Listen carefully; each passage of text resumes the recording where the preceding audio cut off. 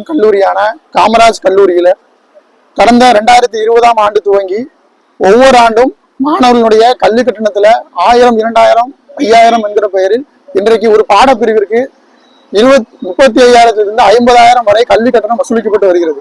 இதற்கான போராட்டத்தை தான் ஒவ்வொரு கல்வி ஆண்டும் இந்திய மாணவர் சங்கம் நடத்தது.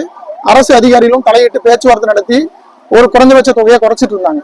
ஆனா இன்னைக்கு வாங்கியிருக்கக்கூடிய கல்வி கட்டணங்கிறது இங்க இருக்கக்கூடிய மக்களால கட்ட முடியாத ஒரு கல்வி கட்டணம். 50,000ங்கிறது ஒரு ஆர்ட்ஸ் அண்ட் சயின்ஸ் கோர்ஸ்க்கு கட்டணும்னு சொல்றது யாராலையும் ஏற்றுக்கொள்ள முடியாது. ஏன்னா அரசு நிதிநிலை கட்டணம் என்னங்கிறது இங்க இருக்கிற எல்லா நபர்களுக்கும் தெரியும்.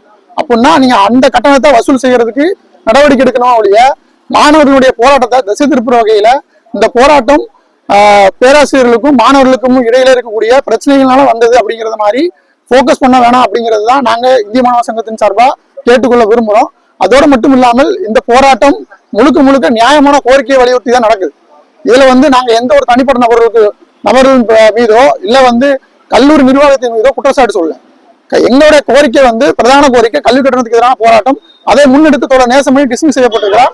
அவர் டிஸ்மிஸை நீங்க ரத்து செஞ்சு அவரை முறையாக கல்லூரிக்குள்ள படிக்கிறதுக்கு அனுமதிக்கணும் அப்படிங்கிறது தான் எங்களோட பிரதான கோரிக்கை.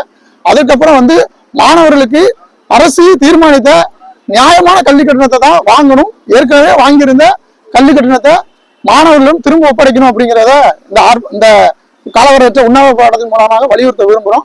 அதோடு மட்டும் இல்லாம இந்த கல்லூரியை அரசு ஏற்று நடத்தணுங்கிறது ஒரு கோரிக்கையும் நாங்க முன்மொழிஞ்சிருக்கோம் அப்படிங்கிறதையும் இந்த கட்டத்துல தெரிவிச்சு விரும்புகிறோம்.